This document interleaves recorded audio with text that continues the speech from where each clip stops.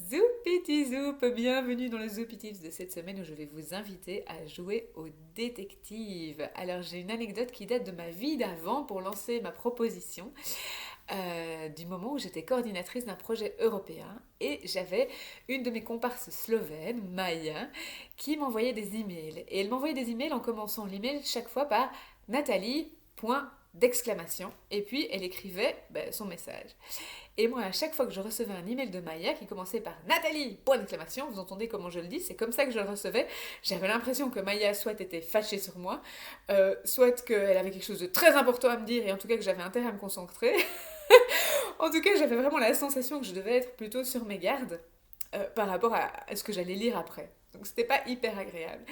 Et un jour, quand j'ai vu Maya en vrai, je lui ai posé la question au détour d'une conversation. Tiens, pourquoi est-ce que tu mets des points d'exclamation dans tes emails? Et Maya m'a regardé d'un air un petit peu interloqué et puis m'a expliqué que en slovène, on mettait des points d'exclamation après le nom de la personne à qui on s'adressait quand on écrivait un email. Et elle reproduisait simplement ça en anglais. Et moi, je m'étais fait tout un film là derrière et je me suis félicitée de m'être posé la question et de surtout de lui avoir posé la question. Quand j'ai eu le fin mot de l'histoire, ça m'a vraiment facilité la vie. Il y a une autre occasion où je me suis vraiment félicitée d'avoir posé une question, et bien c'était une fois où mon amour était en retard par rapport à l'heure qu'il avait annoncée. Et j'étais assez tentée de lui envoyer un SMS plutôt fâché. Et alors j'étais bien inspirée parce que je lui ai plutôt renvoyé un SMS tout court qui demandait tout va bien, point d'interrogation.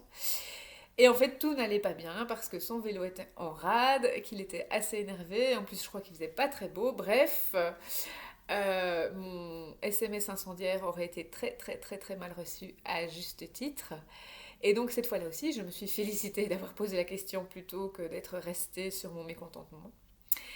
Et ça correspond en fait, ce principe de poser des questions, à un des accords Toltec que vous connaissez peut-être, qui est celui de ne pas faire de suppositions et de poser des questions. Et c'est vrai que, je ne sais pas si ça vous arrive, mais moi ça m'arrive d'avoir tendance à imaginer plein de choses derrière des comportements de personnes que je croise, derrière des choses qu'on me dit, derrière un email que je lis, derrière des commentaires sur les réseaux sociaux. Et en fait, le fait de poser des questions va empêcher tout ce processus où on va finalement plaquer toutes nos impressions sur la personne qui est en face. Et donc, ça va éviter de nombreux malentendus. Donc, c'est vraiment quelque chose de salutaire. Si vous, tout d'un coup, vous posez des questions par rapport à ce qui se passe, eh bien, dites-les tout haut, cette question. Posez-les aux personnes qui les concernent. Et vous verrez, ça va simplifier plein de choses. Donc, déjà, posez des questions pour éviter les malentendus, pour vous sentir mieux.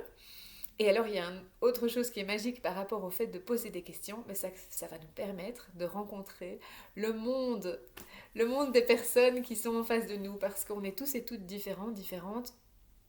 Et donc, le fait de poser des questions va nous permettre de découvrir ce qui motive les autres, ce qui les anime, ce qui les fait vibrer. Et ça va nous permettre ensuite de mieux vivre ensemble, de mieux collaborer.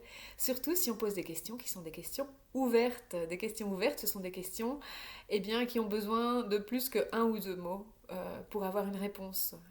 C'est une question à laquelle on ne peut pas répondre par oui ou par non. Et donc ce que j'ai envie de vous proposer pour cette semaine, le défi que j'ai envie de vous proposer, c'est de poser des questions. Alors, posez des questions quand vous avez des suppositions qui traversent votre esprit et posez des questions aussi pour aller à la découverte. Surtout si vous connaissez bien les gens et que vous avez l'impression justement que vous vous connaissez par cœur. Posez des questions. Demandez-leur leurs souvenirs préférés. Demandez-leur ce qui les motive particulièrement en ce moment. Demandez-leur la pire chose qu'on leur ait dite et ce que ça a fait chez eux. Demandez-leur, posez-leur des questions.